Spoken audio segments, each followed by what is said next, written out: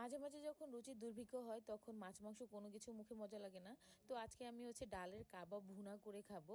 তো তার জন্য আমি মসুর ডাল বেটে নিয়েছি। আর এখানে দেখলেন লাল কাঁচামরিচ, মানে কাঁচামরিচটা যখন লাল হয়ে যায়, আর রসুন পেঁয়াজটা বেটে নিয়েছি।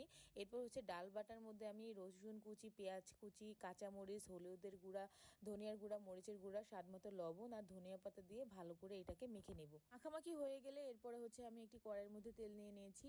তো এই তেলের মধ্যে আমি ছোট ছোট শেপের বড়াগুলো দিয়ে দিচ্ছিলাম।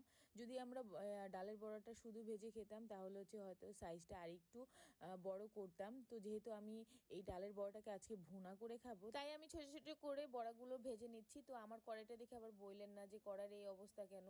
এটা একটা ফ্রাই প্যান, বেশি ভাজাভাজি করার কারণে এটা পুরো একটু কালো হয়ে গেছে, কিন্তু এরকম তেল তেলে কড়াইতে সবকিছু ভেজে মজা। এরপর আমি বড়াগুলো উল্টে পাল্টে নিচ্ছিলাম। তো আমি এই কালারটা পছন্দ করি, যে যার কালার মতো একটু ভেজে নিতে পারেন। এরপর বড়াগুলো ভাজা হয়ে গেলে আমি এটাকে তুলে নিব।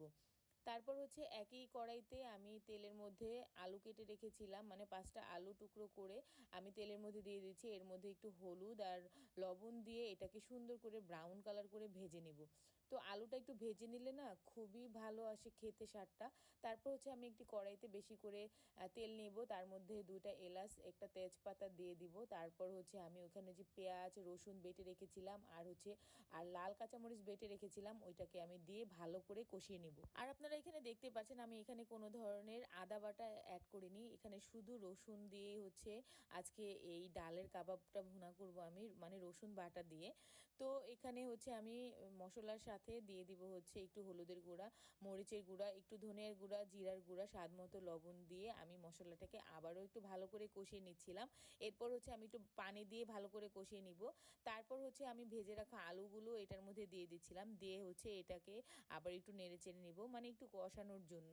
তো ভালো করে যখন কষানো হয়ে যাবে তখন আমি কিছুক্ষণের জন্য একটু ঢেকে রাখবো, যখন আলুটার গায়ে একদম মশলাটা তেলটা লেগে যাবে। এই পর্যায়ে আমি একটু টমেটো কেটে রেখেছিলাম, ওইটাকেও সুন্দর করে এখানে দিয়ে একটু ভালো করে কষিয়ে নিব, যাতে করে আমার এই কষাতে কষাতে টমেটোটা একটু গলে যায়, আস্তে আস্তে না থাকে। এরপরে ভালো করে নেড়ে চেড়ে আমি দিয়ে দিব এখানে পরিমাণ মতো গরম পানি। গরম পানিটা দিয়ে আমি সুন্দর করে একটু নেড়ে দিয়েছিলাম। ভালো করে নাড়া হয়ে গেলে এরপর আমি দিয়ে দিব ডালের বড়াগুলো।